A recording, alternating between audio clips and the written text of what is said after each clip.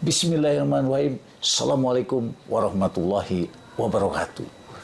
Selamat pagi, salam sejahtera bagi kita sekalian. Jumpa lagi dengan Aang Munawar yang selalu memberikan inspirasi tanpa konspirasi. Alhamdulillah, hari ini saya ketemu dengan nama Ricky, Pak. Ricky naon? Ricky Rahman.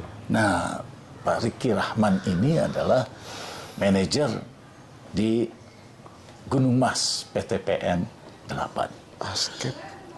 Askep asisten manajer, Pak. Oh, asisten manajer ya. Nah, asisten manajer di PTPN 8. Yang berdasarkan, kalau saya berdasarkan catatannya ini, ternyata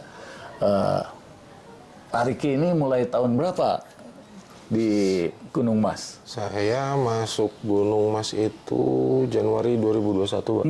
Sebelumnya di mana aja? Sebelumnya di pabrik kelapa sawit. Pabrik kelapa sawit. Asisten pengolahan. Iya, Terus di pabrik teh juga pernah. Pabrik teh, iya. Asisten afdeling di teh juga pernah. Iya. Udah kesana kemari lah, Pak. Jadi udah di teh, kemudian sawit, kemudian di teh lagi ya. Iya.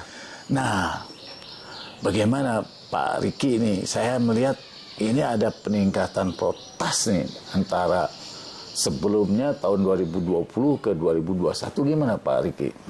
Alhamdulillah, Pak, ada peningkatan dari 2021 itu. Yang awalnya 2020 di angka 800-an. 800-an. Di 2021 kita bisa naik ke di atas 1000 walaupun dari segi RKP masih jauh dari standar, Pak. Tapi yang jelas kan ini ada peningkatan protas ya. Tadi yang 800 kg teh kering menjadi 1000, lebih dari 1092, hampir 1100 teh kering per hektar ya. Nah, saya mau tanya apakah ada perubahan pemberian NPK yang saya melihat, saya dengar itu hanya 25%. Apakah ada perubahan atau masih 25%? Kalau yang NPK-nya masih, cuman karena kita punya kekuatan di Gunung Mas itu tenaga kerja tetap, Pak. Jadi banyak mencari bahan-bahan dari sekitar kebun yang bisa dipergunakan sebagai pupuk daun. Jadi memanfaatkan limbah yang ada di Gunung Mas ini dan sekitarnya untuk menambah, katakanlah pupuk organiknya gitu ya. Ya, untuk performa tanaman deh. Performa Kalau tanaman, ya. pupuk organik kita masih pakai, adaan organik juga pakai, cuman yang jelas tadi NPK itu 25% ya.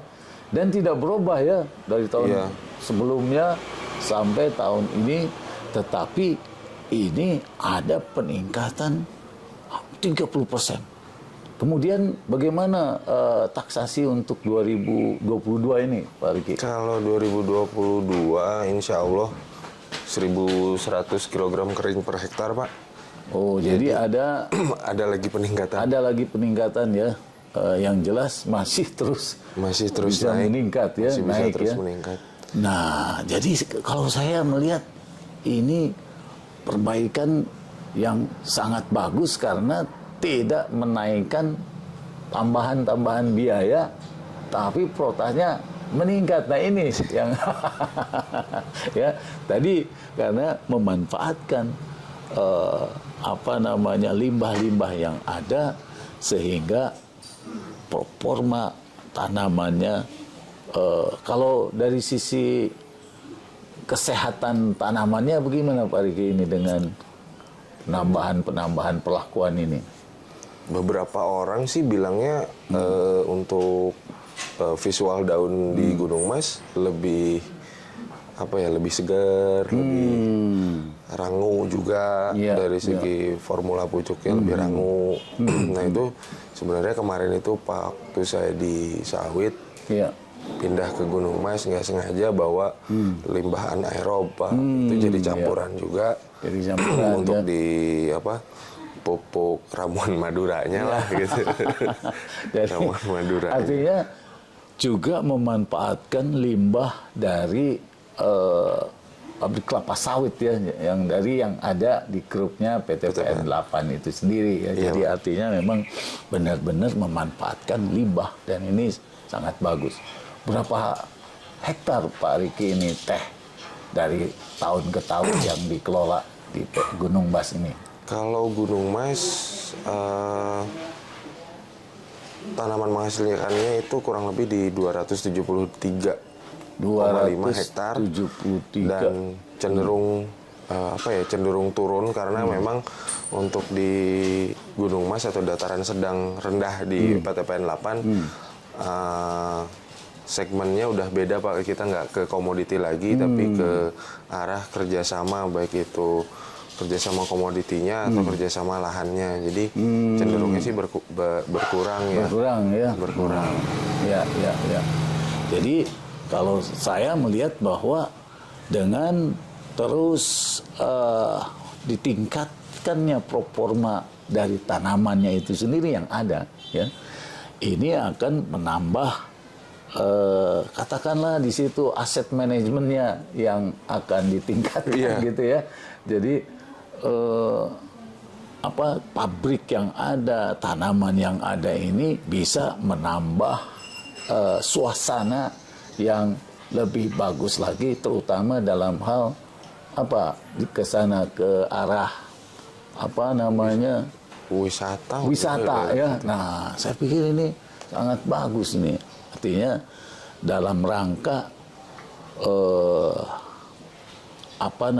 treatment yang ada di Gunung Mas ini bisa dicontoh ke seluruh kebun-kebun yang ada di PTPN. Ya, artinya saya pikir ini salah satu inovasi yang sangat bagus yang ada di PTPN 8 khususnya di Gunung Mas ini ya. Jadi kalau saya justru melihatnya dari sisi ada inovasi-inovasi ya, yang dapat meningkatkan produktivitas. Inilah yang harus kita berikan apresiasi dan tentu saja ini bisa dicontoh ke kebun-kebun yang lain. Kalau menurut Pak Riki ini, apakah hasil kebun dari Gunung Mas ini bisa diinikan ke kualitas ekspor gitu? Wah, kalau untuk hasil olah mungkin ya Pak? Iya. Itu sih gimana pabrik ya, saya juga sebenarnya kalau untuk ekspor ya PTPN 8 kan banyaknya juga ekspor juga Pak. Iya. Oh iya. Ekspor ya memang bisa. Tinggal regulasinya aja ke negara tujuannya. Iya. Kalau bisa dibilang juga, kalau dibilang inovasi, ya mungkin inovasi apa yang dilakukan ini. Iya. Cuman saya sebenarnya cuma nerusin. Awalnya sudah pernah banyak yang pernah bikin juga, perlakuan seperti itu udah pernah ada, cuman ya isengnya Pak. Ya. Tambah ini, tambah itu, hasilnya menyempurnakannya. Menyempurnakan. Ya hasilnya sih memang perlu diuji lebih lanjut ya. Kalau dilihat dari secara simpelnya areal yang cenderung berkurang, tapi protas malah naik, tenaga kerja segitu-gitu aja. Memang ada sih perubahan perilaku ya, lebih disiplin sekarang terus kita tingkatkan. Ya itu juga didorong dengan kondisi tanamannya yang lebih segar. Memang dulu itu awalnya teman-teman di Gunung Mas bilang Pak, tiap menjelang bulan puasa, Juni Agustus musim kering itu kita ketakutan karena sering pucuk nggak ada. Atau kena hama, terutama ulat ya. Ulat. Kalau dibilang ya sekarang ya treatmentnya masih sama-sama juga sih Pak. Obatnya itu juga. Tapi hama bisa dikendalikan ya. Kimia insektisida kita masih pakai seperti sebelum-sebelumnya. Nah, sekarang ya tambahan ini ya banyak faktor ya kalau mau kita bilang apakah murni dari sini yang dari inovasi ini yang berhasil perlu diuji lebih lanjut. Cuman kalau untuk di lapangan simpelnya fisik tanaman lebih segar, pucuknya respon pucuknya untuk keluar lebih cepat. Ya, kita sih itu aja sih Pak. Wah, ini yang perlu kita apresiasi ya Pak Riki ya. Jadi bagi saya justru dari sisi protas jadi budidayanya ini sudah diperbaiki dengan bagus, tinggal ke depan bagaimana di aspek-aspek lainnya yang bisa meningkatkan mutu ekspor gitu ya. Jadi saya pikir ini adalah inovasi yang cukup bagus dalam arti bagaimana bisa meningkatkan protas 30% di tahun 2020 ke 2021 dan di 2021 dan ke 2022 juga terus masih meningkat. Dan inilah bukti bahwa budaya planters yang ada di PTPN, khususnya di PTPN 8 ini masih tertanam dengan bagus sehingga terus dapat meningkatkan kinerjanya. Gimana Pak Riki, apa closing statementnya? Closing statement ya, tujuan kita sebagai planter sih kalau di lapangan yang penting menciptakan pucuk untuk karyawan, karena doa mereka lah yang menjaga gitu ya. Peralatannya mah banyak, tapi niatan kita untuk memuliakan karyawan petik kita, menyediakan mereka pucuk, itu sih Pak yang jadi tolak ukur buat. Oke. Sebagai asisten manajer, bagaimana memuliakan karyawan, tetapi dalam arti luas, bagaimana memuliakan para stakeholder termasuk pemegang saham, dan juga bagaimana meningkatkan kinerja di PTPN 8 itu sendiri. Dan ini hebat ya, dan ini hasil yang luar biasa, karena biaya-biaya secara ini perlakuan ini ternyata tidak ada tambahan yang berarti ya Pak. Ya. Nah inilah yang harus kita catat sebagai apresiasi yang luar biasa. Demikian yang bisa kami sampaikan. Terima kasih. Assalamualaikum warahmatullahi wabarakatuh. Waalaikumsalam.